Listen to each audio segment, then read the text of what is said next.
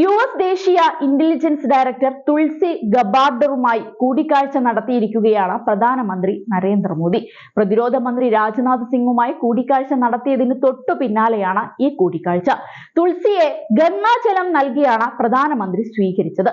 ഇത് രണ്ടാം തവണയാണ് തുൾസി പ്രധാനമന്ത്രിയുമായി കൂടിക്കാഴ്ച നടത്തുന്നത്. നേരത്തെ ട്രംപ് അധികാരം ഏറ്റെടുത്തതിന് പിന്നാലെ വാഷിംഗ്ടണിൽ മോദി എത്തിയപ്പോൾ ഇരുവരും കൂടിക്കാഴ്ച നടത്തിയിരുന്നു. തുൾസി ഗബാർഡിനെ ഇന്ത്യയിലേക്ക് സ്വാഗതം ചെയ്യുന്നതിൽ ഏറെ സന്തോഷമുണ്ടെന്ന് കൂടിക്കാഴ്ചയ്ക്ക് പിന്നാലെ പ്രധാനമന്ത്രി ട്വീറ്റ് ചെയ്തിരുന്നു.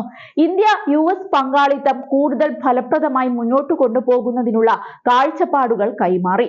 ഭീകരതയെ ചെറുക്കുന്നതിനും സമുദ്ര സൈബർ സുരക്ഷ സഹകരണം വർദ്ധിപ്പിക്കുന്നതിനും ഇരു രാജ്യങ്ങളും പ്രതിജ്ഞാബദ്ധരാണ് എന്ന് പ്രധാനമന്ത്രി എക്സിൽ കുറിച്ചു. ഞായറാഴ്ചയാണ് തുൾസി ഗബാർഡ് ദ്വിദിന സന്ദർശനത്തിനായി ഇന്ത്യയിലെത്തിയത്.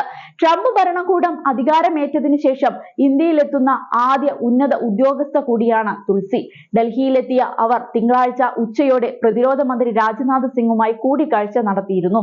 യുഎസിലെ ഖലിസ്ഥാനി അനുകൂല ഗ്രൂപ്പുകൾക്കെതിരെ ശക്തമായ നടപടി സ്വീകരിക്കണമെന്ന് കൂടിക്കാഴ്ചയിൽ രാജ്നാഥ് സിംഗ് ആവശ്യപ്പെട്ടിരുന്നു.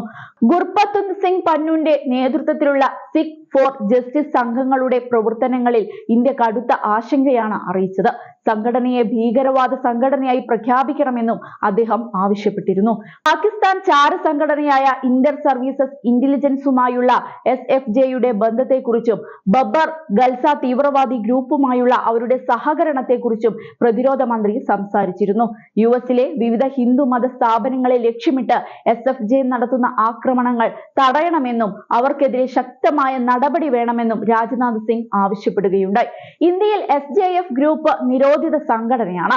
അതേസമയം ഇരു രാജ്യങ്ങളും തമ്മിലുള്ള പ്രതിരോധ സഹകരണത്തെ സംബന്ധിച്ചും രഹസ്യാന്വേഷണ വിവാദങ്ങൾ പങ്കുവെക്കുന്നതിനെ കുറിച്ചും ഇരു നേതാക്കളും ചർച്ച നടത്തിയിരുന്നു.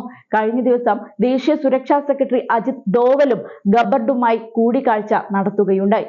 ഇന്ത്യയും യുഎസും തമ്മിലുള്ള ഉഭയകക്ഷി ബന്ധത്തിന്റെ വിവിധ തലങ്ങൾ ഇരുവരും ചർച്ച ചെയ്തിരുന്നു.